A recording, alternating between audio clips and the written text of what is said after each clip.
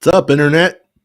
I'm Jason Ward from MakingStarWars.net.org. Who are you?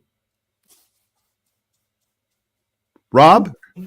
Rob! Do we still? Rob, are you there, Rob? Sorry. Can you not hear me? I can hear you now. I can't. I can We're hear having you. so many melon issues. I just can't tell what's a joke and what's real anymore. Melon is a joke. There we go. We solved it. So glad we give it money. Yeah. Yeah. It's kind of like, when you give a corporation tons of money and all you ever do is get mad at what they make. You're like, why do you keep giving them the money? Getting mad. Gotta feed the beast. Yeah, I think I think after this month we're gonna jump off the melon train and go to a back to the old one or back to the one that we used to be on or something. I don't know, but it's a melon's like the Millennium Falcon of right streaming services. It's gonna hit it on the back wall every 3 seconds.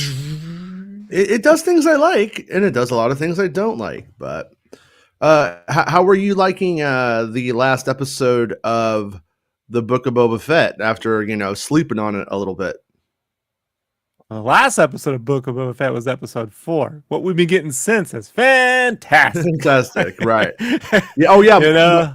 Mr. Papas texted me when I was sleeping and I saw it and I was just like, yep, but I went back to sleep. But it was amazing, Michael Papas. But yeah, I woke up just feeling like super, super good. But I got to say, so I watched the episode a few more times, and right up on the very start of my rewatch, I noticed a couple of things. And I was talking to Mark Hamilton. Me and Mark Hamilton were like, God, there's so many little connections that you can make that you start to put things together. And he was like, did you notice that when they put that skull on the sandcrawler, that's like a callback to the Ewok battle wagon? And I'm like, I knew that, but I didn't know that. Like my mind understood it, but my brain didn't articulate it. You know what I mean? But so there's like all of these things that I keep wanting to hit on from the episode that were like that.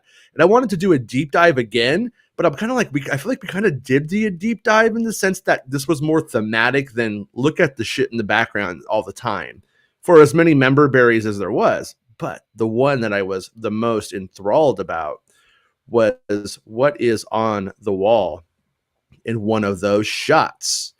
And here, let me pull it up really quickly. Wait.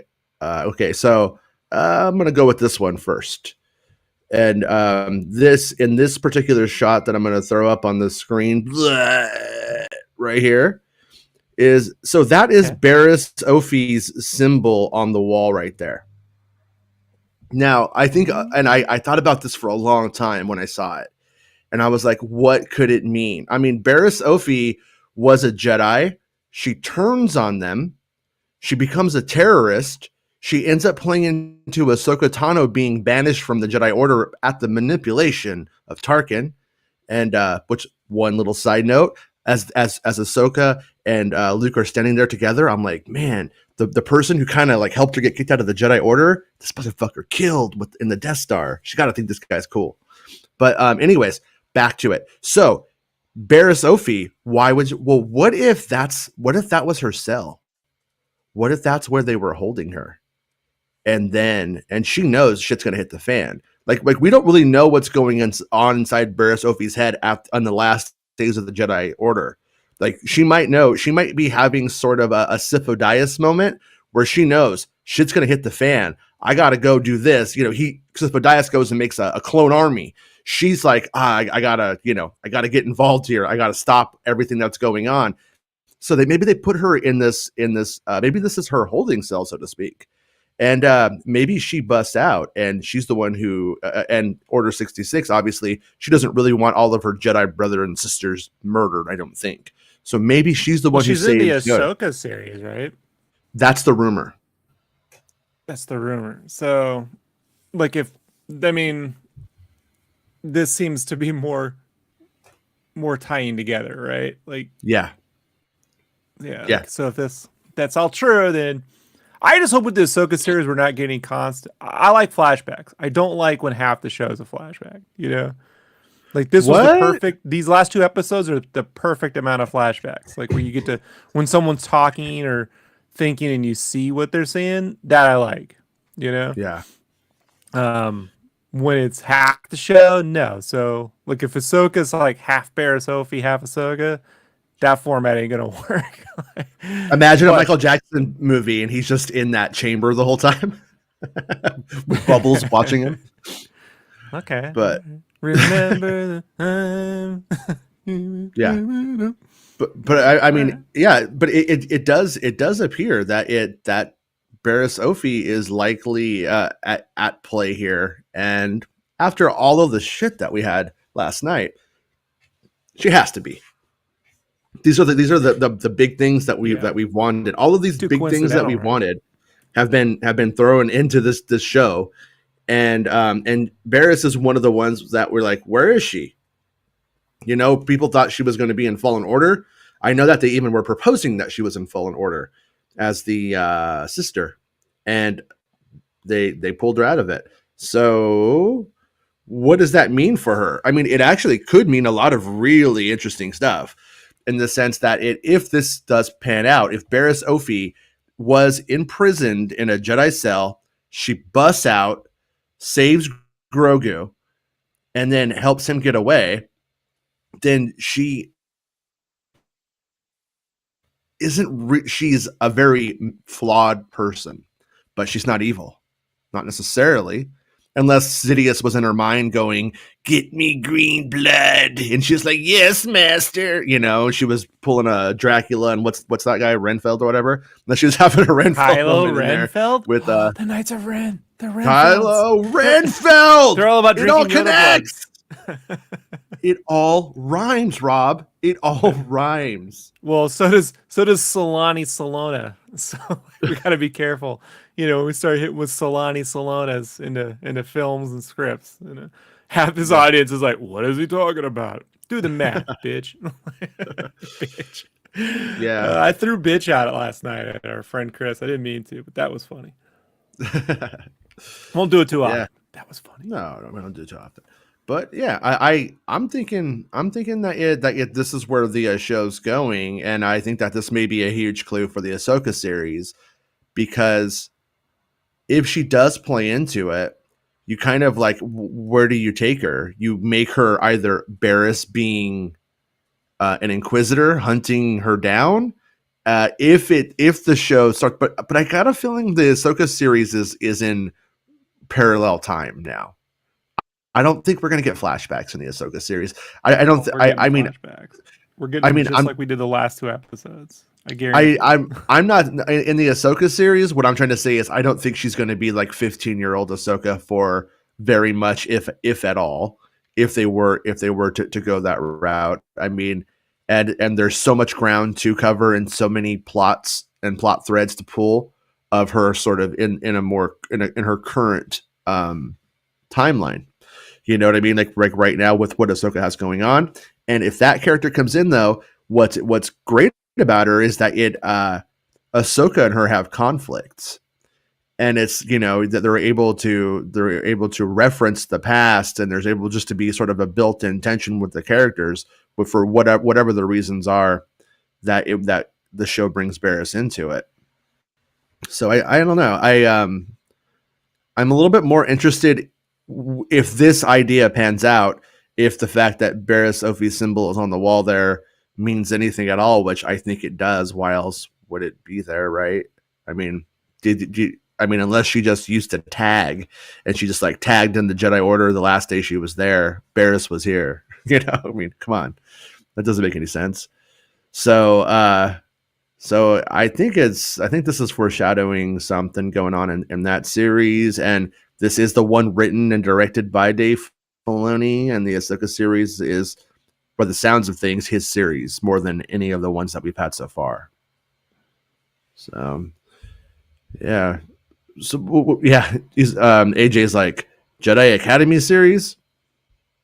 I mean, I'd do it now. For it. Yeah, you could. You definitely could. We don't know how hard it was to get the quality for Luke that they got in this episode, but it looked, for the most part, it felt pretty effortless. It didn't feel like it was a struggle to get it because the quality was so high throughout it. So I'm guessing, there's a few moments upon like my third viewing where I'm like, ooh, that could have been a little bit better. But that's me watching it like 3 times. And so I kind of think that we're in a magical place where this is maybe the worst it's ever going to be. Other than Batman 1989, not every shot of Batman in a Batman movie is very Batman-y. I'm just putting it out there. Like Mm-hmm. the only one where I felt he was like literally as cool as the coolest shots of Jaws and Jaws, right? Was Mm-hmm. 89 because of that silhouette. I Yeah. forget how the neck moves. It's like that silhouette just cuts in the lighting. But you get to Batman Returns, it looks cool, but there's a lot of like just man in a suit. Man in a suit, making a face, man in a suit, and on down, on down. So when people, if the complaint is the CGI isn't perfect every time, I'm like, sometimes Batman's a dude in just makeup and then he takes the mask off and then when he makeup on, it's Yeah. like it happens. It's Well, okay. I'm more like talking about the quality of the deep fake tech, like overall. And I understand, somebody was just saying there was some funny angles and stuff like that. And oh yeah, here it is. AJ was saying it. Luke was done that by YouTube guy they hired. Yeah, stellar job with some iffy angles occasionally, and yeah, I think the iffy angles are just simply because what are you gonna do? It's not. We know the reality of the production, so they're gonna do that. But, and I just think it's gonna get better and better. I mean, given how quickly it's gotten better so far, I don't feel that we've tapped the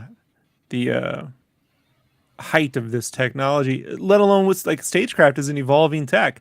And that Ring World episode's an extreme, and the pod racing, all that stuff is an extreme example of how it can really work really, really well. Like, and they've even said, wow, we didn't think this was possible even 2 years ago, Yeah. So, yeah. Mike Papa says, I say Grogu chooses the chainmail. Luke reminds him that he will still be around long after Mando. He can choose to spend his time with him, and if destiny so chooses, he can choose the way of the Jedi at a later time in his life. Also, Tar Vizsla was a Mando Jedi. Grogu may discover this and learn he can do both. See, I was having this kind of like argument or discussion / argument with Max last night, and it's like their codes are diametrically opposed to one another. So if Grogu is going to be in Luke's school, for instance, he's not going to be a Mando Jedi. He just can't do it when one prizes attachment and the other doesn't. I mean, and after Anakin Skywalker, they're going to be less likely that to go that way. But I am with you though still, and I am with Max still, and that they're going to find a creative way, I think, to make that little guy a Mando Jedi, because it's ridiculous, but he by his very nature is ridiculous, and everybody loves it for that reason. And so of course it's ridiculously cute as well. So it's I think it will happen. And I thought about that last night because you don't want Grogu murdered by Kylo Ren later on. So if you do have him go and stay with Mando and then end up joining up with Rey and actually following the path as a somewhat, of a teenager, if you will, and going that route in the sequel trilogy era and the next iteration of the Jedi Order, that seems possible. Somebody like Grogu, I mean, he's a kind of a baby, kind of not. Is really a hard character to psychologically profile because it doesn't make sense. But if Grogu chooses to go with Mando, and then Luke Skywalker's whole Jedi Order is wiped out, he could have some sort of level of survivor's guilt, and the fact that he didn't answer the call. He didn't do what he was supposed to do. And maybe if he had been there, he wouldn't have died. And Good maybe call. Kylo Ren wouldn't have made it happen, So I think that they could be setting up a story where Grogu ends up with Finn and Rey. And in certain ways, if depending on how they decide to approach maturity or the maturation of the little green fucker, we end up with he basically could be the same maturity and age as Rey and Finn. that's fast. That's a fascinating prospect, I think. I don't know what you guys think, but feel free to let me know. But okay, wait. Kenneth is coming in, sounding the alarms of war. No, Kenneth says we are in a really dangerous place for Star Wars. Instead of telling the stories that should be told, Disney tells the stories that get Disney Plus ratings. What's next? 20-year-old Grogu in the Kenobi show? So, well, no, Kenobi is. I get where he's going with Disney that. Plus should be doing. Hold on, it's like Disney Plus is the mainframe from Tron. It's just this big ominous red head that they have to go before it. Oh dear Disney Plus, what should we do with the Star Wars? Give them the book of Boba Fett. Yeah. Don't do anything with Jabba's palace, and then at the very end, Grogu the shit out of it. Kenneth is touching on a point that is highly valid, because there does need to be a balance between new, moving forward, fresh terrain to traverse with the story, but also with fan service at the same time. And I think this series by its very nature is kind of that. But I will say, Kenneth, the Boba numbers so far haven't been stellar. As we went over it on the show yesterday. It's like Cobra Kai is just like beating the shit out of it up and down the street in terms of numbers. So, and if you ever asked me, could the Karate Kid contend with Star Wars? I would have been like, fuck no, you crazy? What kind of crack are you smoking? And here we are. So it's not like they were like, the numbers are down, shoot a couple new episodes and fill it with this has been way in production for the longest time. But also where I'm going with it though too is that both Cobra Kai and The Mandalorian and Book of Boba Fett are nostalgia rides. That's all they really are. They're like, I love Cobra Kai. That's what I'm saying. Both Cobra Kai, Mandalorian, and Book of Boba Fett just nostalgia rides. And both do, I would say, for every 2 steps they take in nostalgia, they take 1 step forward in progressing the actual new content, the new stuff. And it's what the market's demanding, unfortunately. I feel Arcane is a great example because people aren't nostalgically tied to League of Legends, right? Most people don't even fucking know what it is, but the fans who are fan of the game watch that and they get a completely different. It's not nostalgic for the game, right? You're not getting the game moments, and here's the thing with the game. Like, it literally is taking this story and elevating it beyond the initial source material. And that's where these have to go. If in the Marvel shows, every 3 seconds there was a comic book page turning, remember like when Ang Lee did the Hulk movie with all the comic book panels, like that's nifty once or twice. When it's a whole movie of it, man, it like as cool as I think it looks as an artist, you can't be doing that every fucking movie. Imagine if all the MCU movies had comic book panels and zoom out, go to this panel and a bip and a bap. Like, it would be ridiculous. And so that's where, I think that the thing that I've seen the most come out of this whole sequel era that's new is that the Rogue One, although it's nostalgia, the K2SO droid, the K2SO droids, Jedha, right? The people who believe in the Force but aren't necessarily Jedi or even super Force powerful, and the Mandalorian, fantasy Super Lord Troopers? of the Rings-ish. No, just that whole, like, the fact that they are a fantasy space dragon-y thing is fucking cool. Like, they have a creed and a code, and it's all the stuff I'd kind of was hoping the prequels would do with the Jedi, not from a fantasy aspect, more from a Bushido samurai, maybe with a little bit of a Arthurian mix, but that you would get that sort of stuff. And then you guys sort of got it in the Clone Wars cartoon, as I understand, But yeah, like that stuff's great, and that's the stuff to build upon. When we're just getting shots of Mos Eisley, it's like, all right, you know what I mean? Like, how many Jawas can run into the scene and go Utini, and then you're like, oh. Like, I guess maybe forever because we're still laughing, but it does have a limit, Yeah, I hope Mark Hamilton doesn't mind that I'm talking about our conversation. But Mark Hamilton's like, who would have thought that Disney would have given us Jawa fuckers or something like that. Yeah. And I'm like how is that playing to Disney true. Plus ratings? Like, I'm not picking on the comment, please. I'm not. Yeah. But like, I feel like those kinds of comments, generally run the how do I say this? It's like the contrarian discourse. The minute something comes out, then it's like, well, here's a contrarian discourse. Like, it's predictable contrarian discourse. Like, do you really feel it, or are you just like sour because maybe when they add something new and it don't work, then we could go and try to blow it out like everything hasn't worked. If that sequel trilogy had just nailed the fucking ending, we wouldn't be having a lot of these conversations. I feel episode 9 is the real big fucking problem. It's the and I know it seems like I'm picking up, but I'm telling you, it's the boogeyman in the closet. Mm-hmm. It's because that went nowhere. Then it just paints this tapestry of you got how many? You got 2 seasons of Mandalorian, probably 7-8 hours of content right there. More than the 3 films combined. It's all fucking great. It's all great. Even if it's not your favorite episode, it's still great. It's good fucking Star Wars. It's some of the best Star Wars we've ever gotten in live action. It's awesome. But because those movies went nowhere, it's like, well, Disney Plus, is it, it's like when James last night was saying how, like, when Disney buys a property, they don't know what to do with it. I'm like, they didn't buy Tron. They invented Tron. They didn't know what to do with Tron in 1982.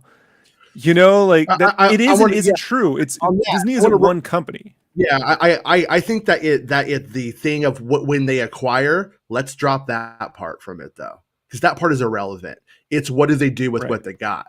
That's where the actual their film division is wildly inconsistent. So I don't understand how their film production, who's in charge of the green lighting and the development and all that stuff. So when you get who's in charge of like the Dumbo remake? You know what I mean? Who greenlights that as opposed to the Jungle Book? Is it the same people?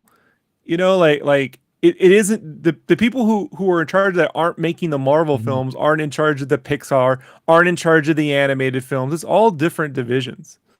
I mean, there is a section of this kind of idea where you make a corporation into a corporate personhood, and you try and like attribute a psychological profile and actions based off that. It's impossible because these are departments. These are departments that ultimately do answer to a financial system that says yes or no to them. But that's and so I think you're both right in a lot of ways on that. In that we've seen Disney shit the bed many times, but also the Eisner reign of those shitty sequel direct-to-DVD films is a great example of Disney doing horrible fucking work. But at the same time, they were making Lilo and Stitch and Atlantis. And as troubled as the production of Emperor's New Groove or Kingdom Under the Sun was, Emperor's New Groove, I'm telling you right now, I still feel the final product was better than the real film that they were making before that. That film they were making before that would have been a pretentious, Mayan culture with the rock thing. It's ridiculously bad. The fact that they turned it into a slapstick, some like a hot comedy with a fucking llama is so ridiculous, and it works. It's the funniest film Disney Animation has ever made.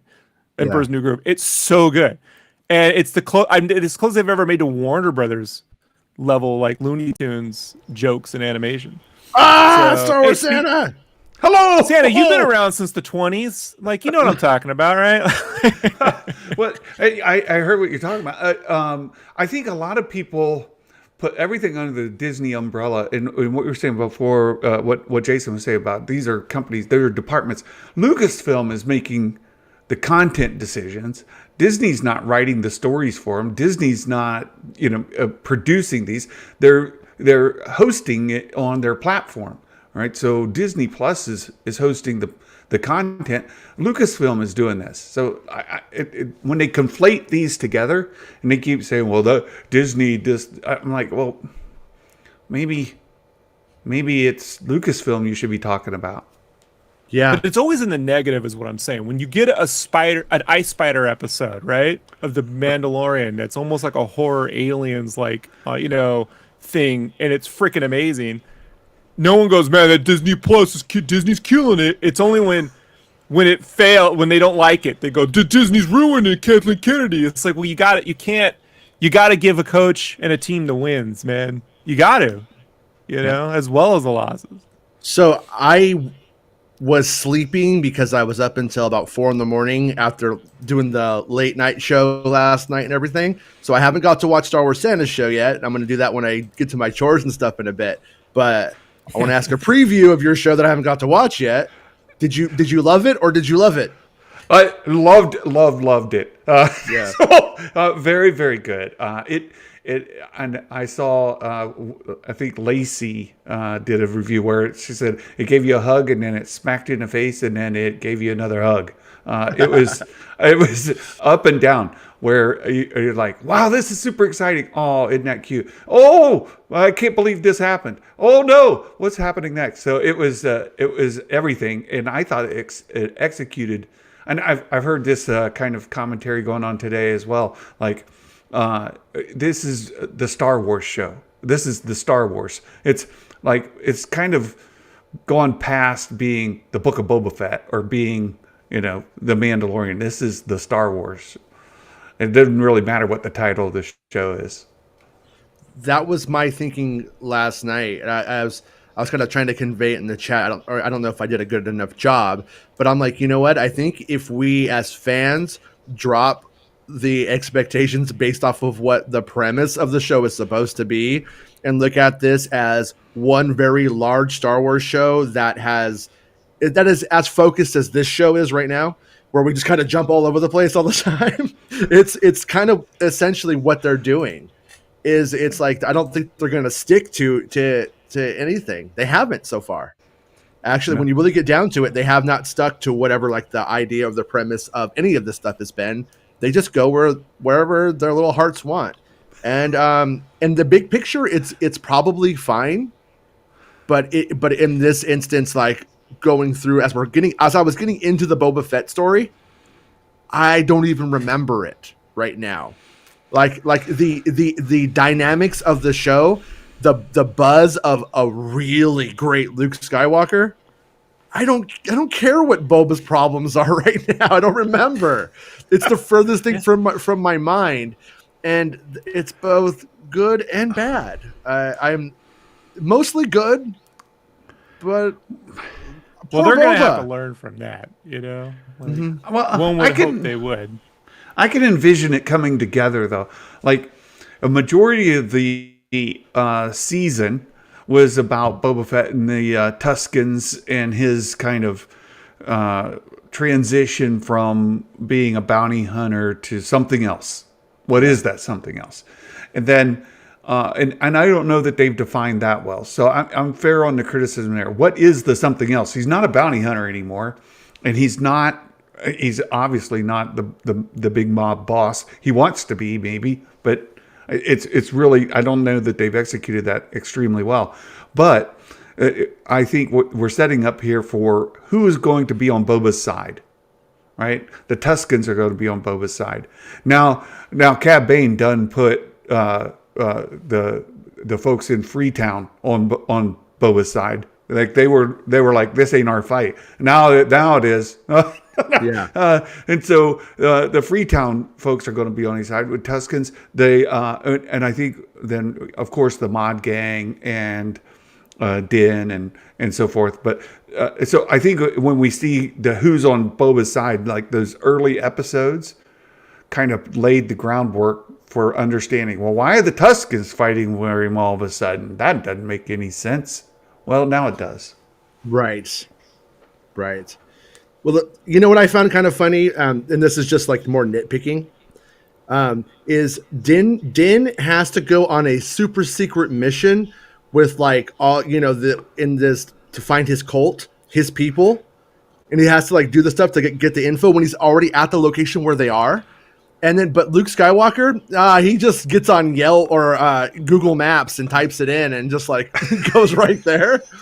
I thought for sure that that was like going to be I'm glad they didn't do it because it would have ultimately have just been a little bit boring. But I thought they were going to have to do something for him to figure out where that was. But no, he just knows. I guess Luke left him a business card, well, or something. Travel in Star Wars always works out. It's exactly what as long as the story needs. So the pacing requires. Yeah. You're riding a bantha across the desert. It took you 5 minutes to get there. How long? How far? Or it took you days. I don't know. Save for hyperspace, and in this case, Din finding Luke. It took as long as the show needed. That's it. Can we agree that Cad Bane probably just used his rocket boots to fly across the desert and then walked at the end to be cool? Yes. I watched that. I watched that scene now. He parked his ship outside of town, like respectfully, I guess. Respectfully. Because that was the whole. What was the point of him saying you got to park your ship outside of town? I'm willing to bet Din landing in town, the guy coming out saying you got to park outside of town, is just to justify that slow walk into town. Like that would be. Look, it says right there you have to park outside of town. Look, that's the kind of logic that's going on in the writing. No. Cad Bane wouldn't give a shit. He would park right on their heads if he wanted. He's being respectful when he comes in. He gives them he doesn't come in there to pick a fight. He came in there to give him a warning. And the fight was really instigated by the deputy. So I watched the scene like a couple of times. I watched that sequence now more than the actual whole show. And a couple of things occurred to me. A couple of thoughts. Is that it? Number one, Din lands, and then when the guy comes out and he's like, "You can't park here," that's just to show he's an idiot. He's in over his head. He doesn't. He's not ready to contend in this world.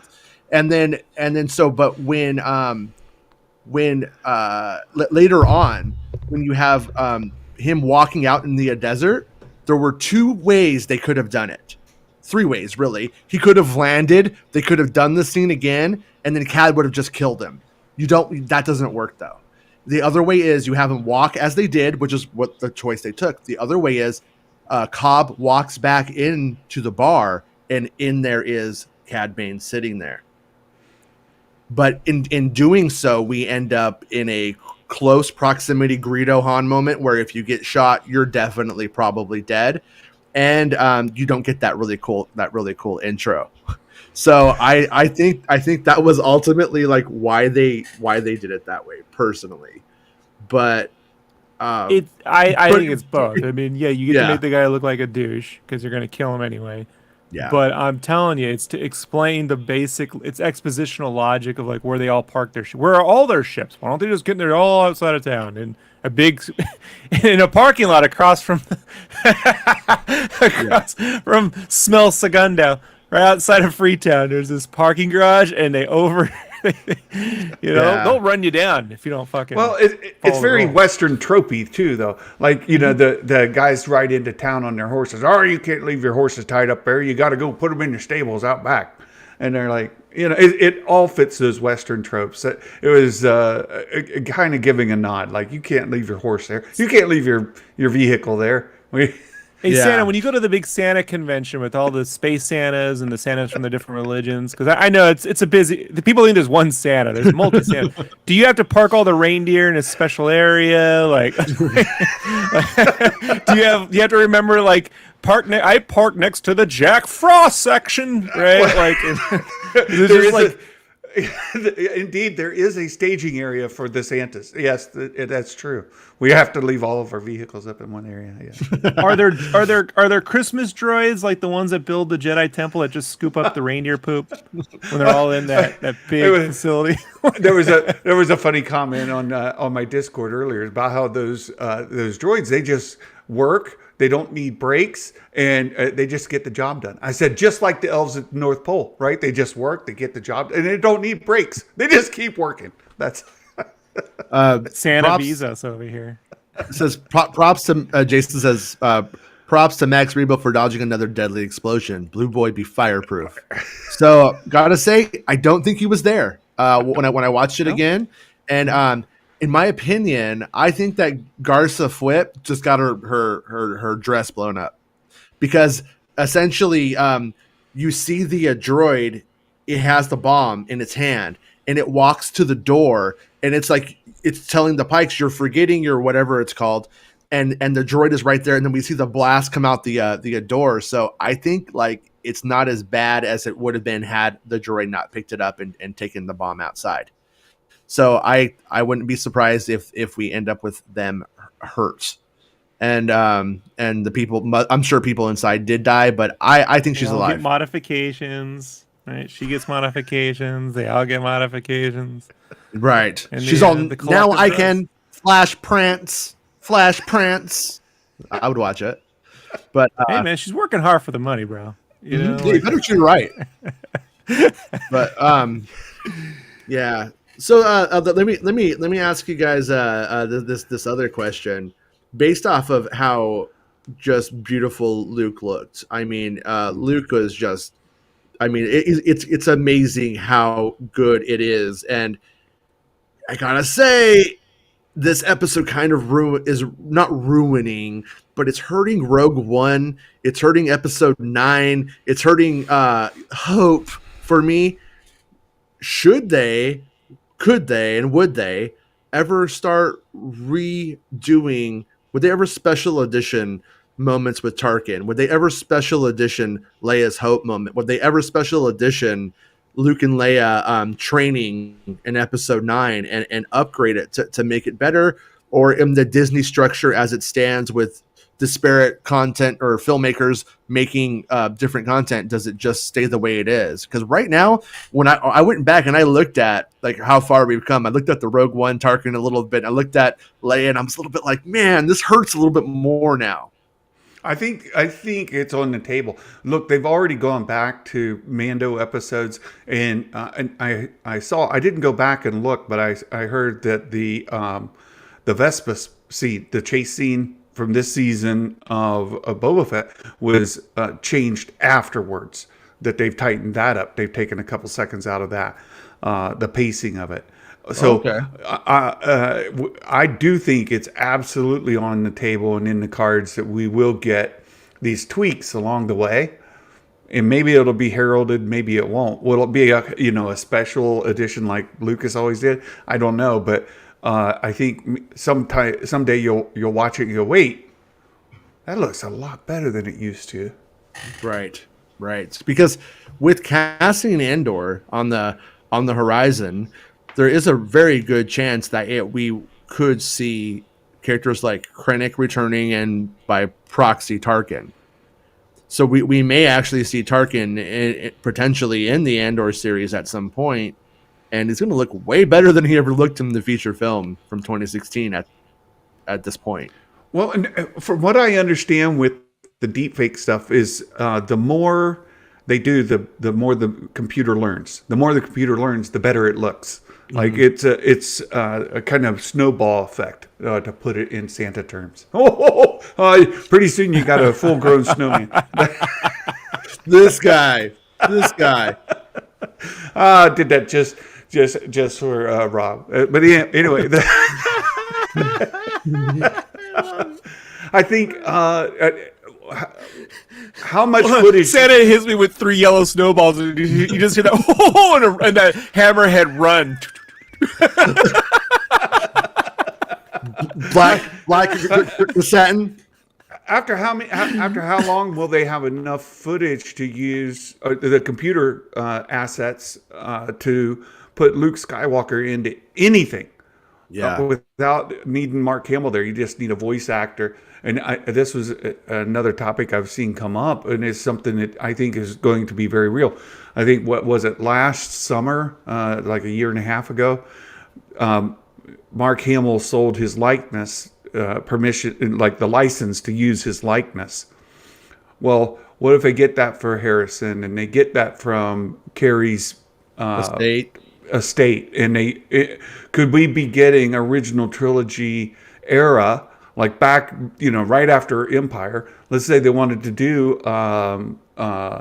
Heir to the Empire, right? Say they want to do Zahn's trilogy, and you want to have Luke and Leia in a young age, or Han and Leia having a kid. They'd not even be Harrison and,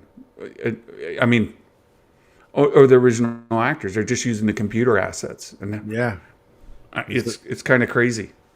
Yeah, I think they've already got those likenesses secured. I don't think that's a if. I think they did that a while back. Like I'm fairly certain of it. So, I mean, well, Harrison's the one now I'm not sure of. Yeah, but yeah, no, well, they got him. Like, well, they are. I mean, for Indiana Jones 5 is a project to make Indy look young, in a lot of it at least that we know of. So with those deals being renegotiated and stuff like that upon the production of that film, really good chance that if that's when they went and did it, and I could be wrong, but I wouldn't be surprised if someone like Harrison Ford, if it looked really bad, I could see him balking at it. But after last night's stuff, I think if you showed Harrison Ford last night's stuff and said, "Hey, we want to remember when he used to be the hottest man on the planet? Well, yeah, we could do that for you, and we could do that all the time." And they'd be like, "Oh, sure, pay me." Wait. You're going to pay me be in Star Wars, and I don't have to be in Star Wars? Yeah, Send a check. Send a check. and I get to look good forever. Yeah.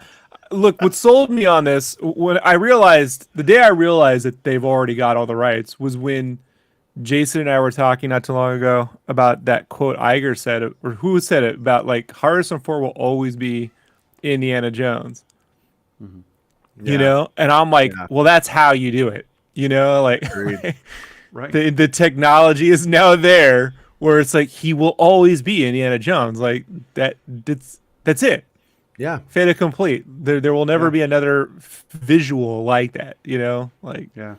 And if Until Alden we get tired of it. Yeah, if Alden gets more Han Solo work, it'll just be the body double. Yeah. Right? He's got the mannerisms take down. Yeah, well that's that. the question, right? Who's gonna do it? Yeah, there's like a rumor going around that not Alden. Who's the other guy? The guy who did the really good Harrison Ford imitation. Gruber. Yeah, and Anthony and Gruber. There's a rumor going around that he's associated with Indiana Jones. I haven't heard that on my side personally, but that's going around. And there was also a rumor that Harrison Ford did work for this series, but he wasn't in this episode. And I feel like I keep saying this, but I don't feel like there's very much time left for Han Solo unless Han Solo shows up at the end and it's like, well, that's where I had thought. Skywalker, bye. But that's where I thought if there was a 3-minute sequence when Din pulls into Maz's castle, it's Han sitting there, you know what I mean, with his feet up on the table, having a beer, you know, and then Din sits right in front of him. Hey, I know you know where Skywalker is, you know, and it's not a harsh thought to think that he wouldn't know who Harrison Ford is, right? So, and then he goes, well, why do you? And he goes, oh, I'm the, you know, he could Grogu, all that shit. Like they could have worked that out right there. And honestly, given that we got that whole sequence where he lands his ship at the Jabba's palace, it could have filled that exact same time slot. You know, like it really is just a budgetary issue at that point. You know, well, is it a post-credit scene in the next episode to introduce something else? Right, but I just meant in terms of trying to find where Luke is. You know, he sees the Han. And it's one cool Han one little couple lines where we see the tech working, and then we move. Well, that's what I was thinking about a post-credit scene. What if it goes to a post-credit scene? You see Han Solo sitting in some cantina with his feet propped up, and in walks Kira. No doubt, yeah, they could totally do that now. I mean, I could see why they wouldn't do it, and that they want that big tech reveal to be when, hey, look, remember what Luke's face looked like last time? Now look. So I can see that decision in the animatic phase. You know, like no. You know, well, what if we did do a Maz's castle and it is the thing and then it's about Crimson Dawn. Hey, we know where your ex-girlfriend is. Oh, it's a Crimson Dawn. You know, like that could be there too. So what you guys are saying is at the very end there might be a thing saying Han Solo will return in what Leia don't know won't hurt her. That's right. Yes, that's exactly it. So Peter says at Santa, what was the paper story you talked about, and where is that found? I've answered. It's a Paper Moon, and it's on Pluto TV. You can watch it for free with commercials. With commercials. By the way, Peter Bogdanovich, people, come on. You guys were supposed to go watch it. It was an assignment months ago. I know. Still no. I still haven't got to it, but you were you were the one who told me on the naughty list. Yeah, Stana was the one who told me about Favreau, talking about how that was an inspiration for this. And when you look at it, I mean, it's panned out essentially. Yeah. I mean, when you get down to it, the story beats have panned out like Grogu has to make that choice right now.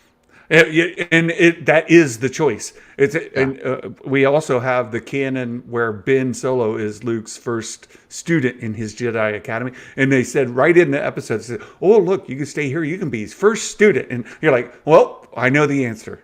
The answer is no." Right? Like, okay. So is that the? I was curious about this last night since watching this.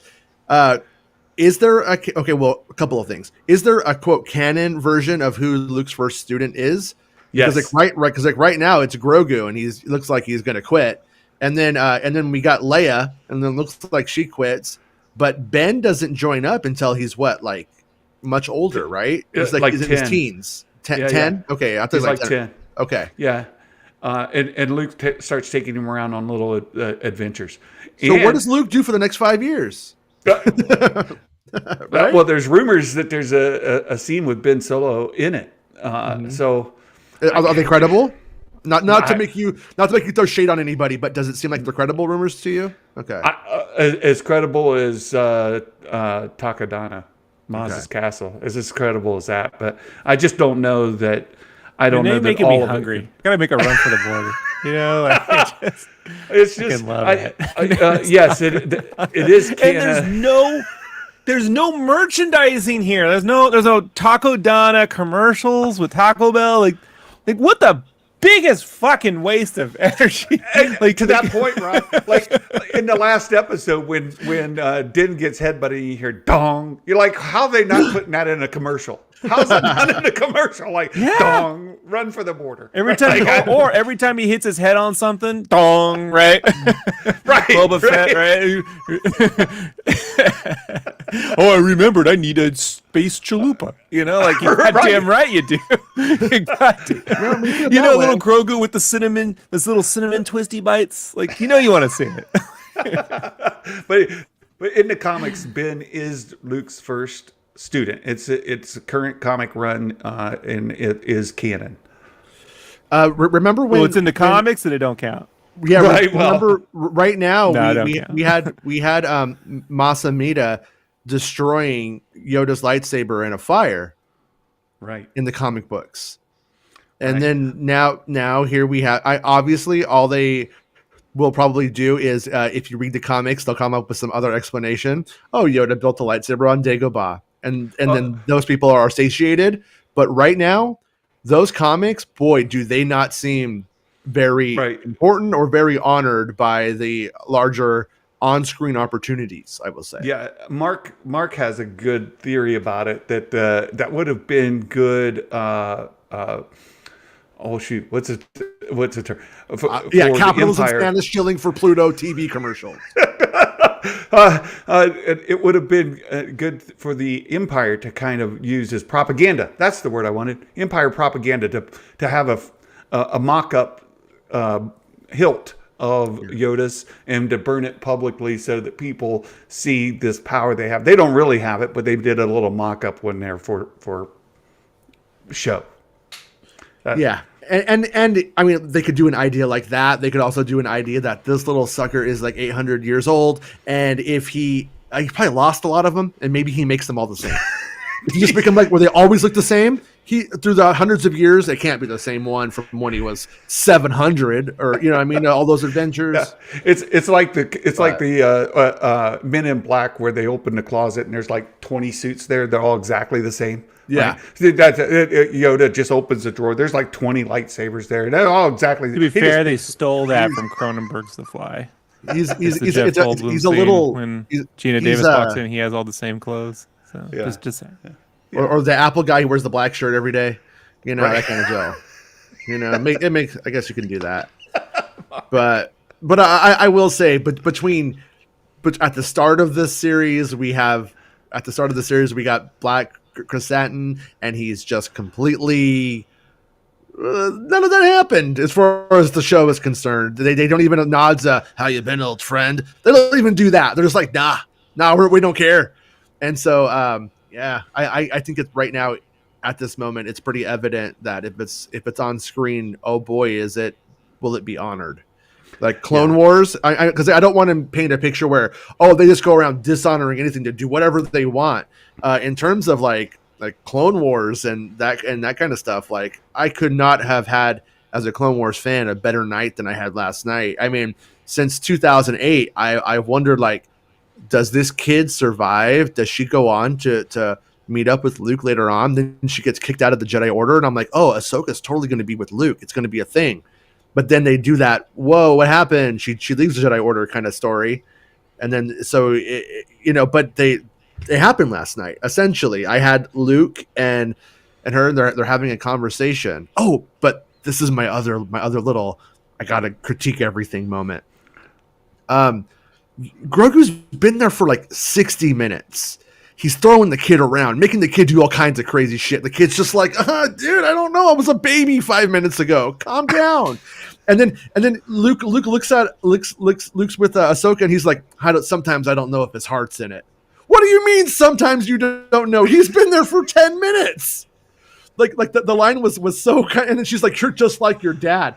And I was like, I like the line, I like that callback kind of thing, but I'm like, that these lines don't make sense together, and that line doesn't make any sense. Well, the inference is he's been there for some time, weeks. I guess. Look, I agree with both of you. I agree with both of you. The reality is kind of like when I was listening to the Making Breaking Bad podcast, right? Vince Gilligan, like when it was all said and done, said that the whole show took place over a period of 2 years. I'm like, get the fuck out of here. I mean, you know what I mean? I'm glad you never said that in the show, because that's fucking ridiculous that this is 24 months. Like 5 years, I get it. 2 years, you're out your fucking mind. It's just impossible for that much shit to happen to people. Yeah, in 2 fucking years. I was listening to the last podcast on the left episode about L. Ron Hubbard this week, and somebody to L. Ron Hubbard mentioned, so like, hey, if all of these adventures that you say happened to you, they didn't happen because you're not old enough. It was like that kind of thing, like in real life. He had made up so many myths about himself that if all of these things, the timeline is it's impossible.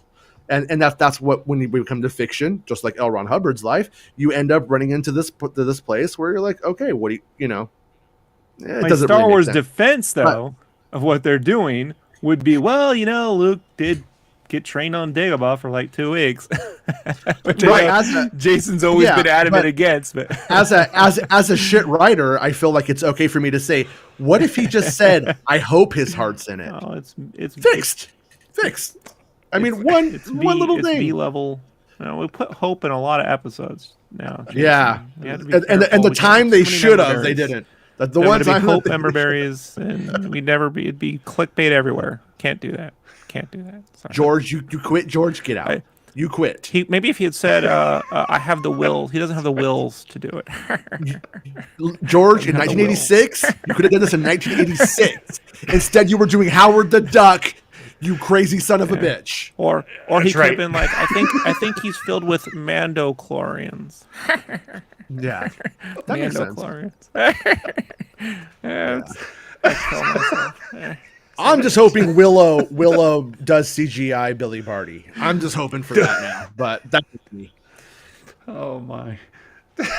Yeah, but anyways, to go back to like kind of like what I was getting at was before is, like they have tightened up episodes, removing frames, removing a crew member from a shot, an error, second guessing your edit weeks after is like one thing, but like actually going back to Rogue One and getting into the actual final edit of that and upgrading it and going into we had this conversation, 9, though. We had this conversation. Could they?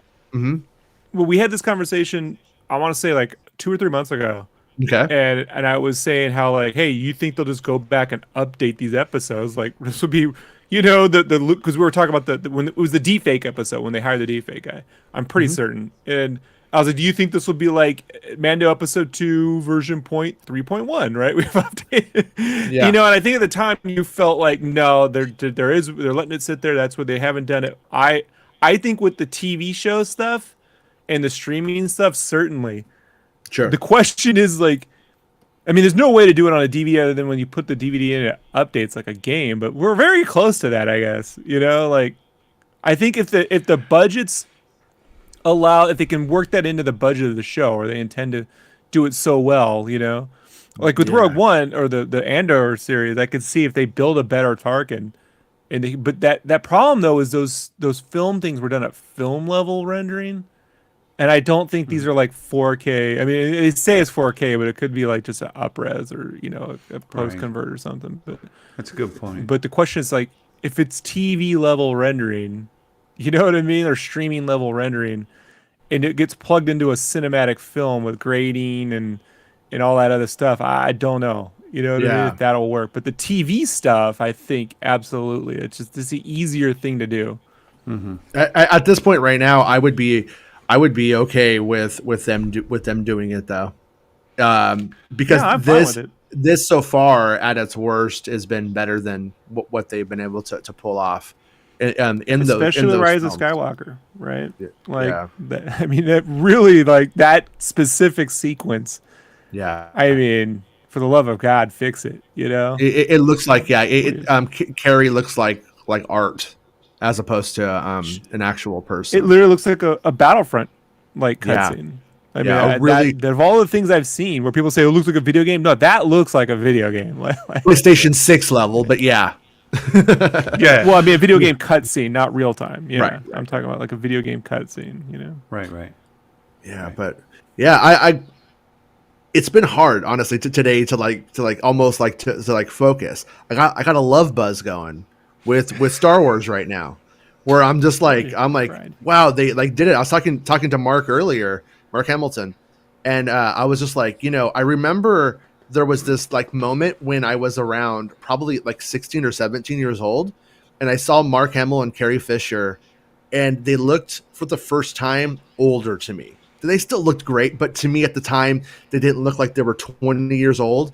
And I realized episode 7, the ship had sailed for an episode 7 that I had wanted since I was 5 years old. I was like, that is not going to happen. And if it does, it's not going to be like the Luke that we knew. I just knew that it was too late. And so when they went into the prequels, I was like, okay, yeah, we have to do this because you can't really necessarily do that now.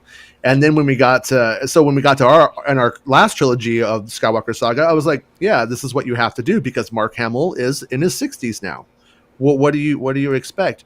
But now the technology's got here where, oh, cool, 5-year-old Jason gets what he wanted. I just got the 5-year what I wanted in 1986. They just gave it to me. And I also suspect, I was 42. I was 42 when they did it, but I'll take it. I also suspect that had Solo been a universal hit, they would have totally just recasted people and not cared. I really got to think the way the merch with the face. I want to know if the Han Solo Ehrenreich face merch didn't sell right at all. Anything with him is. Because we had this problem with the episode 3 Chewbacca. We were told never put that. Hold on. We were told never to put the episode 3 Revenge of the Sith Chewbacca assets on anything, which I agreed with because it looks fucking weird. But it does. The average audience can tell. People that just walk into a store and go, "That ain't Chewbacca." They do that. So but I don't remember Alden Ehrenreich being on a piece of merch straight up. I don't. Maybe my mind is failing me in my advanced age of 42, but at the same time, I don't remember Alden as Han Solo really being a thing, with the gun out, how the shirts we had with Han Solo when we were kids and stuff. I don't remember them even doing that and pushing it. It's almost like they knew maybe not to step on those toes. I recently got a TIE fighter I picked up for Mark at a store, and it was from Solo. And it's got him on the imagery on that TIE fighter. So he's there, but he's not featured, right? I don't know there are a lot of figures. In fact, I'm pretty sure there's not any. No, there's one. It says Solo. It's the stupidest fucking, and you can tell it's a licensed shirt because they put the fucking logo on twice. So dumb, dude. It's so fucking stupid. Hold on, I gotta send this to you though. Go ahead. Okay. No, and I'm not saying that we can't find an example. I believe we can. I just mean in a very casual average, Revenge of the Sith, Darth Vader. you couldn't get away from Darth Vader at that time. I put the shirt in your. Oh, okay. I put the shirt in your. It's on my. You sent it to me on Twitter. Yeah. Yeah, on Twitter. Oh wow. I'm too lazy, but yeah. Look, Solo. And they put. Yeah, and I'm telling you, man, like that's like someone just put Star Wars at the top with the 2 bars and a bar at the bottom, so it says Star Wars bars, Solo in the center. This is a failure of what that is right there. That is a Lucasfilm licensing came up with some sort of package, right? Like a style guide package. Yeah. And they're like, we have to put the logo on everything, and because they're made, these style guide packages, they're like suggestions. Okay, but what happens is Walmart buyers and Target buyers, they don't want to lose their jobs when something doesn't sell, so they go, just give us the style guide. And so then they're like, well, we don't even need to hire artists anymore. They tried this at a company I worked at. We don't even need to hire artists anymore. We could just we have a whole group of people that just put the style guide on a shirt. I'm like, I dare you to do it. Right? You know what I mean? I can't wait to see this happen. Right? I love it when they try to replace artists. And this shit fucking tanked. Because the average person walks in the store and goes, why do I want a neck thing with Solo of Star Wars and then Solo twice, Solo? It says Solo twice. You can't put Solo and have Solo twice on it. It says Solo. Like, it says shit. Rob, it says say, Rob, oh, you're not understanding the psychology, Ocho. buddy. Solo, you'll never be alone. It's like a warm blanket. I mean, it's just one of those fucking things. But yeah, so they put them on stuff alone, but I guarantee you that don't look like Han Solo, to the average person. Well, and so that's the thing. At this point, with the toe that they've dipped into this pool, if you will it always be a mistake to recast? Last night, I thought, yeah, recast. You should have just recast Luke from the very start. We should have just got a new Luke and moved forward with them. It looked okay when he showed up, but it was like I would have been just as fine with the moment if it had been somebody else. But last night, with what I saw, with that jump up in quality, I feel like it was a good 40% better probably. And now I'm like, I don't know if I ever want to see Alden Ehrenreich as Han Solo. I kind of want to see Harrison Ford as Han Solo and somebody puppeting him. Well, so go back to your earlier question. If and when would they go back to Solo and rotoscope in the de-aged Harrison Ford to the movie? Yeah. Will that Lando show have a de-aged Billy D. Williams? This is something to ask. Yeah, the thing now. The thing with all this stuff is it comes down to how much acting they can get out of deepfake. Yeah. Like I'll give you an example, right? So the longest time people have been saying Sebastian Stan should be Luke Skywalker. Mm-hmm. And if you just watch his performance in Falcon and the Winter Soldier, when he's just having really close up grieving faces, right? Real, like when he's looking, there's a lot of scenes where he just looks and the pain of looking at people is not something that anguish and pain and that kind of pathos. I don't know if that's resonating so far. And I don't know if that's a combination of the tech or the actor. Right? I don't know, Okay. So it depends on how much if they feel they can get, I got to imagine at this point, they won't do it until they know they can get the performance out of the tech. Because the fact that they doubled down, if this had been Sebastian Stan as Luke Skywalker, we would have been like, oh, that's it. They cast it, right? Or the main, whoever they got, the dude, I don't think he looks like Mark Hamill, right? Like he's got the build, but facially, I don't. In that episode 5, we don't go, hey, look, it's Luke in a Rogue One. I've hung out with Nathan a few times, his Mark Hamill's son, and I will say Sebastian looks like he could be his son. Like they are very, very similar. Like he looks like he's their family. They look like family. But yeah, it's not a 1-to-1 leak though either. But the fact that they doubled down on it to this extent with the running, to me, it's like when I had some friends that go, well, why is he running? It's all just memory beards. I'm like, no, this is working the tech out. This is literally what we call like a vertical slice in game development, where you give it, you run it through the hoops. We got the still moments, we got the acting, we got the running with the motion blur. We got we got the lightsaber stuff, so we can see the different angles. It's working into the budget a little bit of every fucking thing and seeing how it plays with an audience as well. Like we are the test audience that you would, when it drops on the Disney Plus, how we're reacting is what they would normally do in a movie theater, under NDA. So do you agree with Rick right here, where he says backdoor pilot for Luke Skywalker show for sure? Are Eventually, you? yeah. Sooner than later, without a doubt. Well, Nick, I saw Ricky LaFeur's question just up a little bit, where he said, "What's the point of teasing us with Luke and a Jedi? Not to have Grogu stay with Luke." Well, this may play into what you were just saying, Rob. As I was listening to what you're saying, look there, this is a test, right? This is creating some digital assets for them. This is creating an inventory for them to use, maybe for the thing that Rick mentions, right? Like, why would you bring him in? Because you can, because you have Mark Hamill available, and you can put his name in the credits, and all the member berries are stroked, right? Yeah. and then you can then spin off of this. So why bring him in now and not have Grogu stay with Luke? So you can spin off Luke's Jedi Academy series. You've got Luke and Ahsoka already introduced. You've got many of the you're building your assets to be able to use that de-aging technology more and more effectively. Why introduce him now? Because, right? And this is, and to further develop, I think folks the framing it around, well, why do this just to do that? That's not how they develop things. They develop things with, wouldn't it be cool if? Wouldn't it be cool if we saw that? Wouldn't it be cool? Oh, and then that could lead, if one, wouldn't it be cool with idea opens up the door to 7 other cool ideas, that's generally the path they'll go down.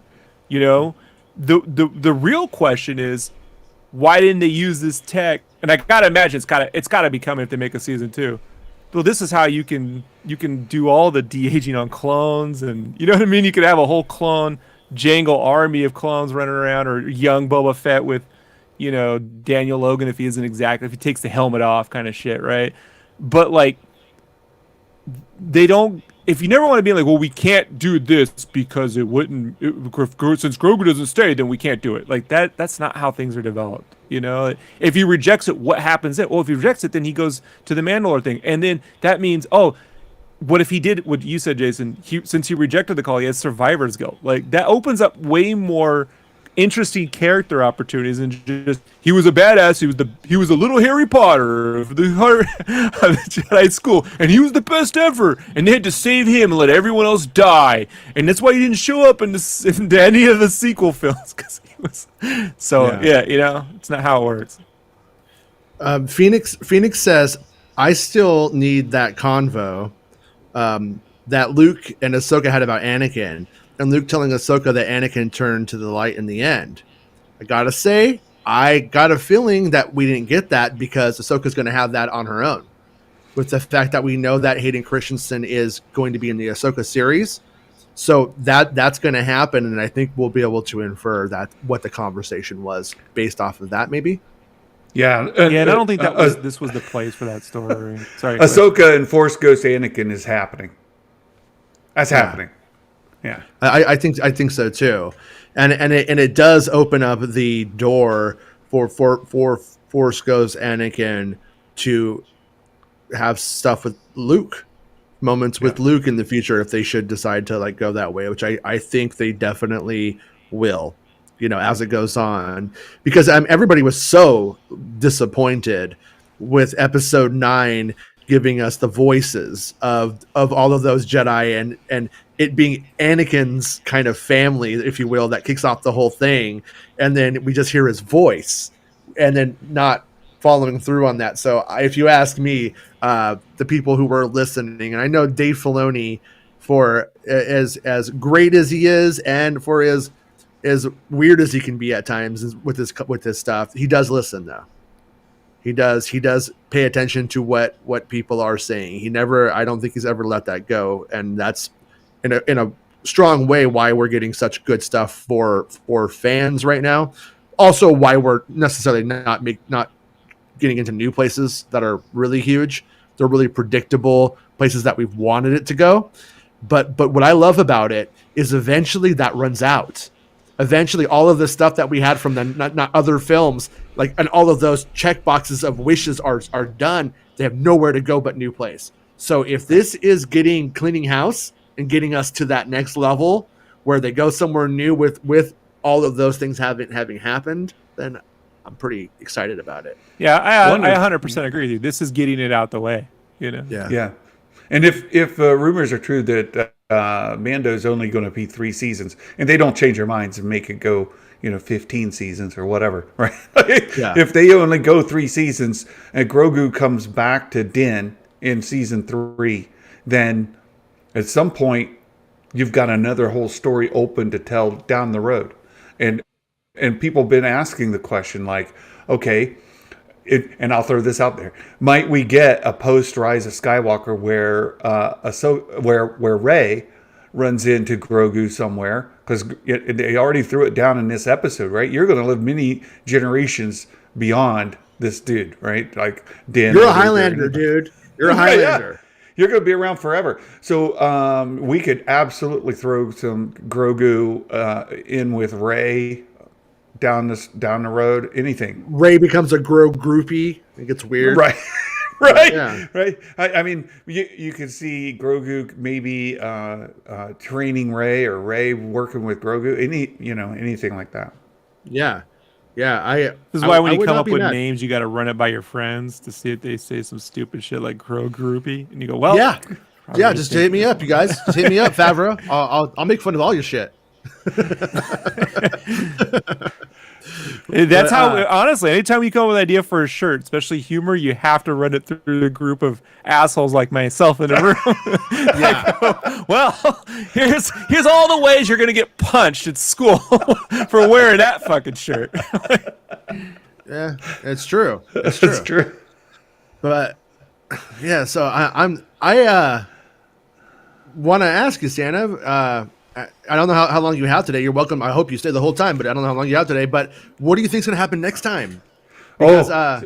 Because Mark Hamilton sent me the form on Star Wars Santa's show. You can do the form, and we do it on this show. We participate in Santa's poll every time, and we're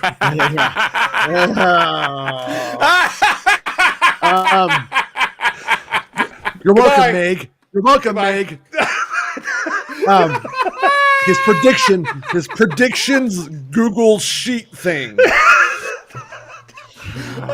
But anyways, this is ridiculous. But Mark Hamilton sent me the new one. You have the new one in the description of your show, and you could get to it now, and you could do your predictions for next episode. And I was like, you know what? I want to wait because I want to ruminate a little bit on these things. But where are you at with this? What do you think is going to happen next episode?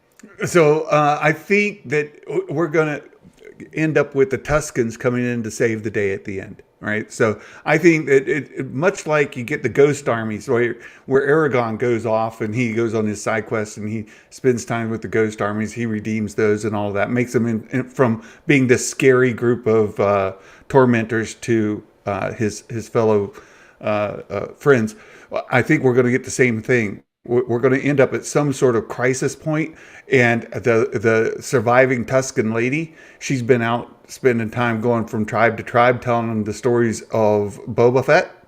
And Freetown and the other Tuscans, they fought the dragon together. They did, and so they come in to help their neighbors. Exactly. So you're going to end up with the Freetown folks, and they already have a relationship where they worked with the Tuscans before. You've got the lady that escaped from the Tuscan. We hope. Yeah. And I think the Tuscans will come in just like the Ghost armies there at the end. Is maybe it's looking like they're going to get overwhelmed by the Pikes. here come the Tuscans in and just help turn the tides, Lord of the Rings style. Shooting from the towers of the rock pillars and stuff. Yeah, exactly. And I think they've laid the groundwork for that. And you've got so I think that's where we're going to go from the end. Now, my theory is we're going to get an end after all is said and done. Boba and team are going to win, and that's where it's going to kind of end. And there'll be a post-credit scene where Kira comes in to clean up the mess that the Pikes left. Kira's going to be the head of the crime syndicate, and she's going to come in and just say, "All right, I got to clean up this mess." And that's where I say we could see a situation where maybe Han Solo is sitting in a bar, and you see him, and you're like, "Whoa, wait, there's Han Solo," and it pans across, and there's Kira, and that's, I don't know, but I think in some way they are going to bring her back as the head of the syndicate. Yeah. And if the Crimson Dawn doesn't exist anymore, I think the Crimson Reign comics are kind of alluding that they're going to not be around. Then Kira could make it, and then she's going to be the big bad. I think that's where we're going to, and then it's going to introduce something else. They're going to say, coming December 2023 or whatever, right? Just like they did with Book of Boba. At the end of your form, there's always a put in your own prediction, and it has to be reasonable, right? And my prediction is that we're going to have, Din is going to be pinned down, right? Like it's not looking good for me. And then Grogu is going to have his Luke Bespin moment, and then he's going to leave, and Grogu's going to show up, but he has his memories back even more now, and he's gonna go little Yoda Attack of the Clones to a save Din, and then that's how the choice is made. Absolutely could happen. And I saw Dave that said, "Will Tusken save day? Will Bo show up with a cruiser full of Mandos?"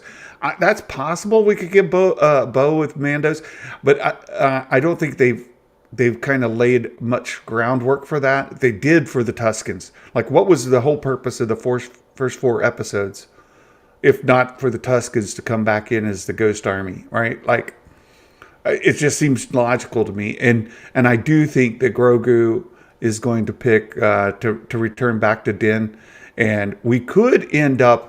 And so here's where I went with my fill in the blank.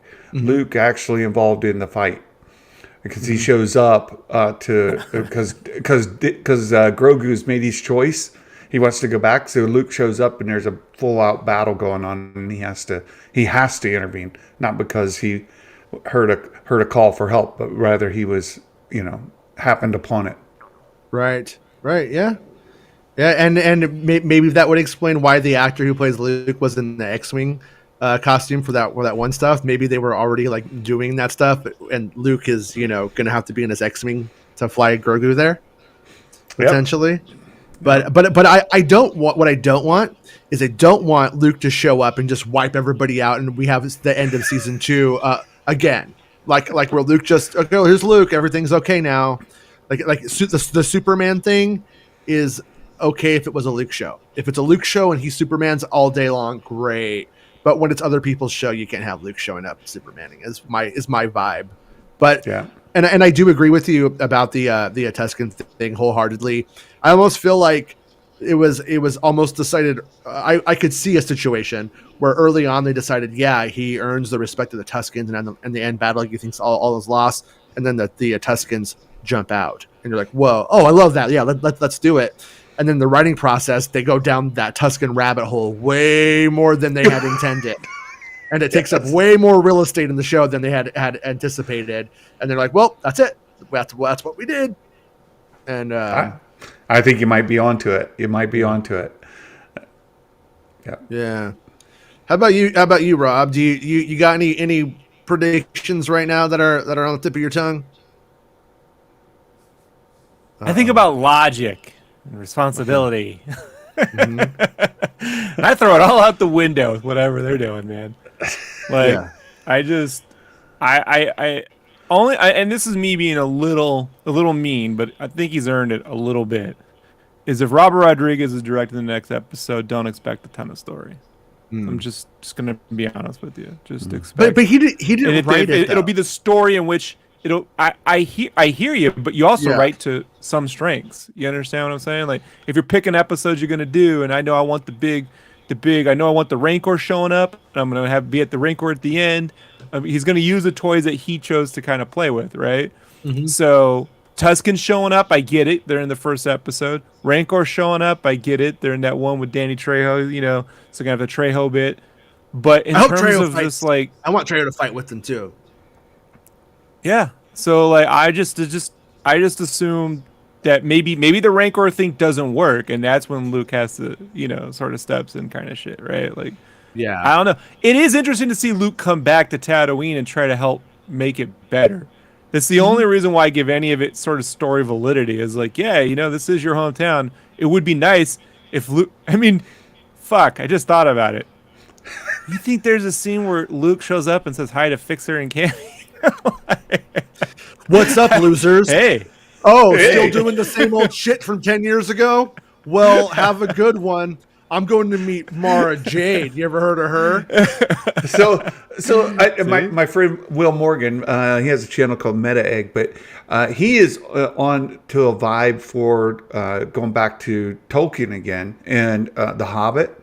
Could we get a Battle of Five Armies kind of situation where Luke is Gandalf the White? All right, he's the wizard that comes in, space wizard. Get it? And so anyway, he comes in, and you've got the Tuskens as one of the armies. You've got Mando's group as one of the armies. You've got Pikes as one of the armies. So you start to add it up, and I'm like, wait a second, we might have a Battle of Five Armies here. Well, this plays into my other pet theory from last night. Is in the same thinking. I didn't think of it in Lord of the Rings terms, but I thought maybe we might see. It appears that they've won, and then Gideon shows up because the Imperial remnant under Gideon are called, quote, warlords, which is essentially they are in crime. They are, as a warlord, you are essentially, they go hand in hand. They are the other hand, the right hand to the left hand of crime. And so with that in play, we may see them defeat the Pikes. Everything may seem like they've done it, but they've really taken a beating. And then here comes the Imperial remnant now shows up at the very end. That's where Luke doesn't necessarily rob them of their victory, because they already won their fight, and then now because Din and Boba, they really screwed those guys over, and they're not going to be very happy. Mando with them. 3, or are you talking about the next episode? Because I wouldn't expect a whole lot in the next episode. Well, if we have 60 minutes of battle in every Star Wars movie we've ever had, it's a 20-minute battle. So we have 60 minutes of content that they could of content and story to fill up potentially. Right. So I'm not saying again, you're probably right, Rob. This Five Armies idea. I have desires, Rob. When I think of the Lord of the Rings, and massive is the technology they were using at the time for crowd simulations, massive battles, right? Mm-hmm. It's like, well, your real place to do it would have been all of his fucking clone friends showing up. I imagine like that will happen in season 3 if all those Mandos fight, right? Like you're going to get I could see a massive Mando battle, right? In the next one, the only thing I could think about crowd simulations is like the population of Mos Espa is running for their dear lives because Godzilla Rancor's wrecking fucking shop, which would be cool to see. My hope is just that we see. I just feel like there is a giant disconnect between the CGI, establishing shots of Mos Espa and the El Segundo sets. Like they're not seamlessly tying together for me right now. Mm-hmm. And so my hope is that whatever happens in this battle, like just makes that city feel more connected. Like the mayors. I really hoped when we saw the first shot of the city in the first episode that seeing the mayor's office in the center, seeing the different areas, that was like, here's your map, right? Here's your game board. Here's these pieces, and here's the geography. And if Jabba's palace could be seen like in the distant shot, then that would be your your Lord of the Rings map of everything that we're going to see in this series, right? And there's over here, and so you got a good geography in the battle. And I'm telling you, this makes every fucking fight sequence better when you know where everyone is and what they're doing. And when you don't, you get that Michael. And the Michael Bay, as much as, Michael Bay thing where it's just like, random shit happened, I don't fucking know. Like, you don't want that. You don't want that. So, to be fair, the fight sequence that Rodriguez and then put together for Boba when he was waxing on the stormtroopers was extremely well put together. The geography, all of it. So I'm hoping that we get that times two. And I don't need a lot of like. I personally don't need a whole lot more of this character comes in to do that, to do this. I kind of need it to condense down now. We've expanded out, and in the last episode, I need to kind of condense down. But then, much like a great sauce, right? As it goes down, it thickens and it becomes more concentrated and more tasteful, right? It needs it to become like a good jus. Like right now, we need that. And I need these fucking Vespa dudes to do something that we root for. Because well, there was a cutscene that you guys didn't get to see. I saw they made Boba some playlists that were just fucking sweet, dude. So, yeah, it was all Phil Collins. Oh, that's Yes, Rob. So fast. So fast. That was good. I need Star Wars Santa with the laughter on just like a what's that soundboard? Soundboard, yeah. Yeah, Fred does on Stern.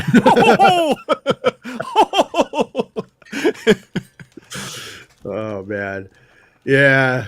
The next episode is I feel like it is set up to be really good though. I mean, it is set up to be really, really strong. I mean, there's so much going for it. The 310s you mentioned were possible 2 episodes ago. I was like, how could you hit 310s? I'm like, motherfuckers. It's like, I feel like we're in that bowling episode of Married with Children, where on the right is Boba Fett. That's out. He came in here to score the perfect 300. And then Peggy's out there with the other 2 episodes just racking up them points. Yeah. like I didn't think it's possible. She's actually going to do it.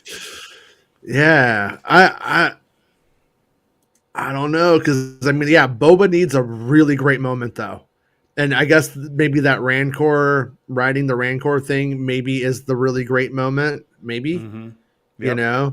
But yeah, something has to happen that really just like makes him. He needs to.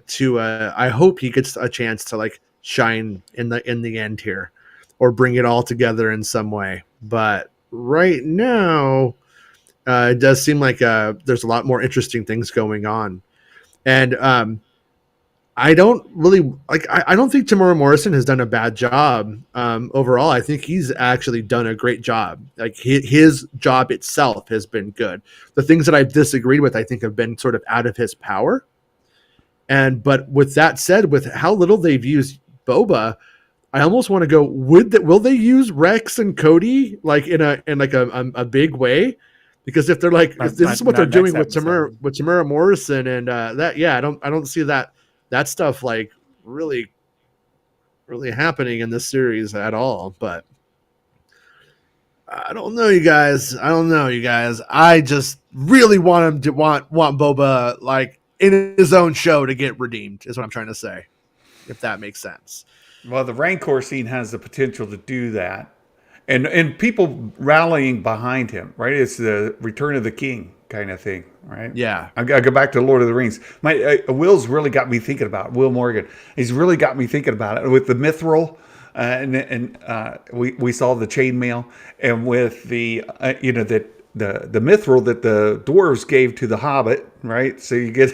the mithril from the Mandalorians to the Grogu, and then he mentioned the treetop scene that was taken directly out of there as well. There's a lot of imagery taken directly from Lord of the Rings, and so now my brain can't let go of that.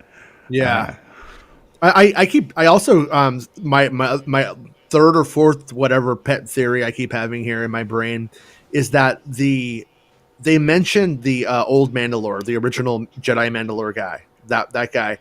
And I feel like there's going to be some kind of prophecy that it's somebody like him, like he is going to return or something like that. And that's going to put more significance back onto Grogu for the cult, for the and the bad guy side of things and all that kind of jazz. Because why wouldn't they take it there in the end too? Right? I mean, he is right now. If there was ever a second coming of that character, it's Grogu. It's unlikely, but it is it. He is a Jedi.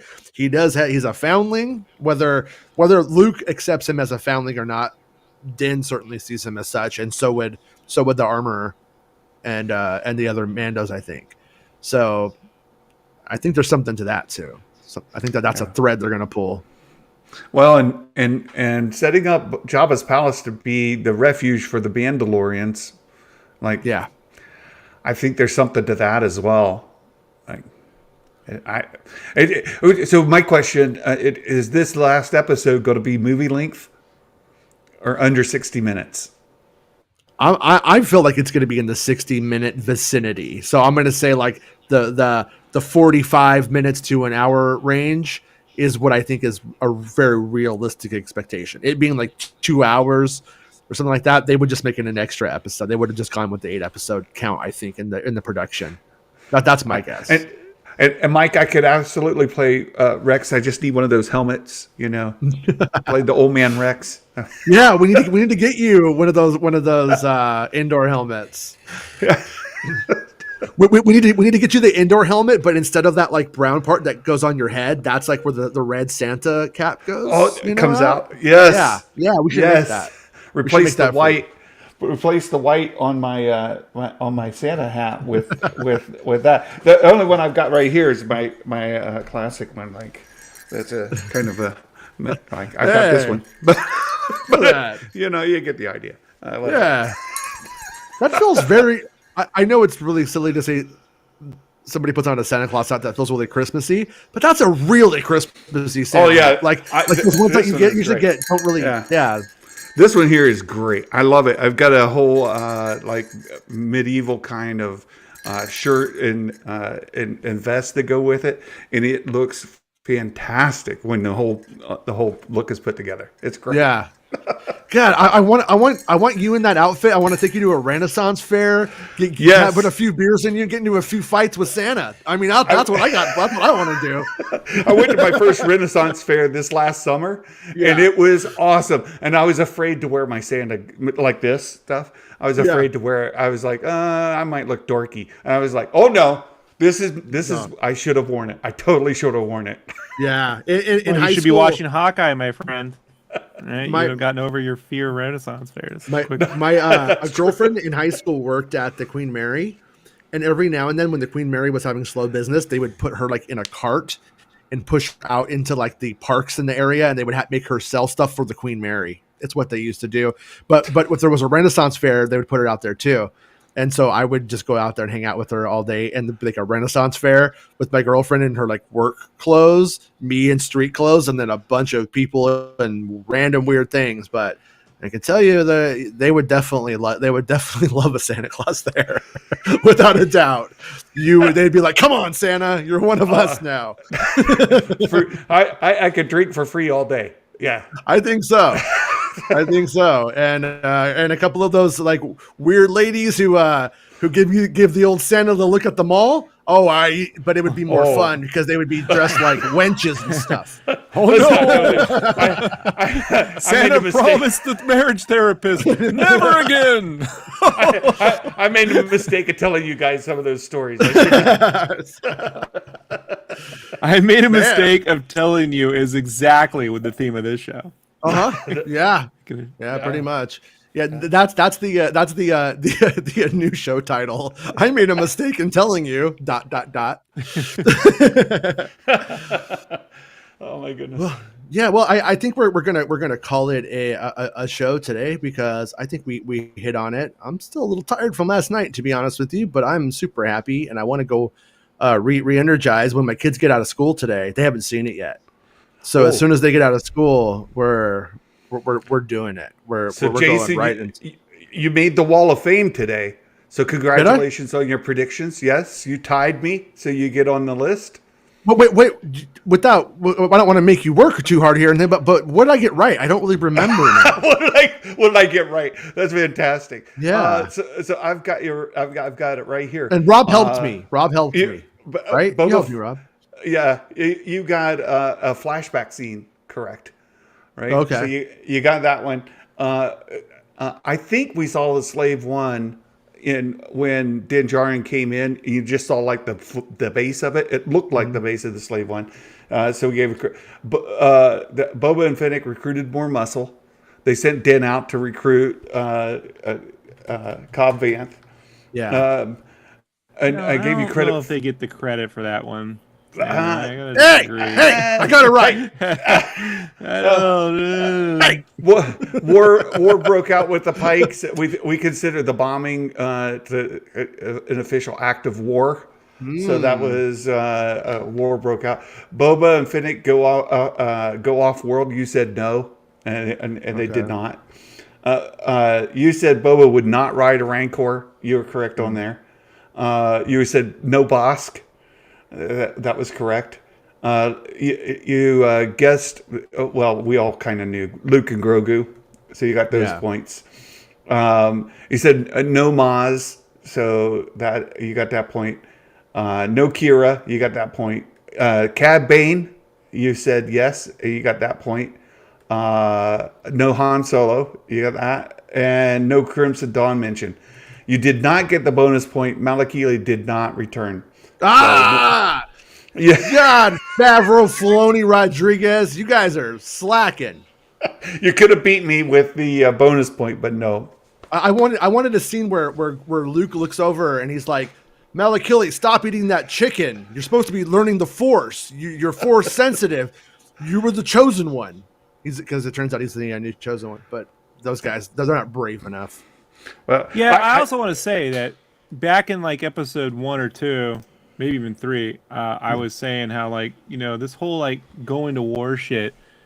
Going to war is in Boardwalk Empire when, in season 3 when they're tossing bombs into shops and blowing up and like the Capone shows up. Like this is the closest we've gotten to anything like that, Yeah. And so I just wish that they had watched that show before. There's a lot of things they could have just pulled from Boardwalk Empire. I mean, condensed. I'm not saying beat for beat, but like, make it the snappy version. When you guys saw the 5 skiffs there, did you guys all think what I thought? Oh, they put 5 skiffs here because they're going to use that. They're going to load those up with people and take them into battle. Well, now we're going to see them use something to travel around. Yeah. No, I think the other act of war was Cad Bane attacking Freetown, right?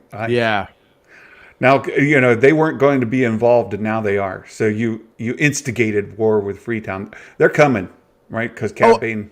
That was unfair, too. It was unfair when he comes out there and he's all, this is Mos Pelgo territories and all this stuff. And then 5 minutes later, they're like, no, it's called Freetown, dummy, shut up. It's called... And I was just like, he was just saying that. You tricked us. That's not fair. So somebody brought up a point today. How did Cad Bane know that he had Boba's armor before? Yeah. How did Cad Bane know that Cobb Vanth had Boba's armor? He does his research. Well, that's what I said. He was the sheriff of that town for a while. I mean, they knew, like most recently he didn't have the armor. Cad Bane does his research. How cool would it have been if Cad Bane rode in on a black Fathier? Yeah, that would have been rad. That's how I would have done it too. That's my other second, third, fourth, fifth guessing of what they did. But yeah, but I am very happy. I watched Meg's episode before I took the kids to school today, and I was like, I saw she gave it like a 10. I personally don't believe in 10s because I think that there's always something that could have been better. But Bo Derek, right? Bo Derek. For 7, I mean, I'm gonna say Carrie Fisher, but fair enough. I mean, there was a movie. Wow, you went right there, my friend. All right. Hey, look, I'm more of a Barbara Bel Geddes kind of guy myself. I'm gonna go Phoebe Cates. Phoebe Cates perfect is a 10. I'm gonna say Phoebe Cates is my Bo Derek for the show. Yeah, but Phoebe Cates and Gremlins is the perfect 10. That's what I'm gonna say. I was thinking Fast Times, but close enough. Yeah, I know because you're a perv. but Yeah! she's way better in Gremlins. Yeah, I mean that's like the best scene in the. I mean, if Dave Filoni really wants to take this technology somewhere, we got some ideas. But anyways, yeah. But thank you, Santa, for the impromptu visit. Sure. I sent you the invite, not knowing if you were busy, and I'm glad that you showed up and hang out with us today. Well, I appreciate the invite because my job went sideways today. I am waiting on a service call back for work. I have a service ticket open, and nobody has replied yet. They said, we'll get back to you tomorrow. I said, well, great. I got nothing to do today. And then you sent me an invite. So thank you for that. It was destiny. It was. All right. And I just want to reiterate. Hold on. Look, Cad Bane know because didn't you see Spaceballs? What it is put in the tape, and then he went back and rewatched the episodes before he did the scene, and he knew. Like I said, it's all in the movie. It's all in the movie. It's all in the movie. I mean, they did literally comb the desert in this show for the record. So you might be onto something, through, Santa. Yeah, Santa, think it through. You better think it through. and thanks to everyone for being a channel member, a Patreon supporter. Subscribe to the video, like it, and if you're watching this on a replay or something like that, comment and let us know what you think because I like reading your comments, and they oftentimes do bleed into the next episode of the show. That they help us with the conversation. So by all means, if you got something to say it, fools. And but we'll see you guys tomorrow, 11 a.m. Pacific Standard Time, and we'll have another episode ish, probably on time tomorrow. It's maybe not. We do what we want, but I think it'll be 11 a.m. And so we'll see everyone tomorrow. Thank you, Santa. It's not about spaceships.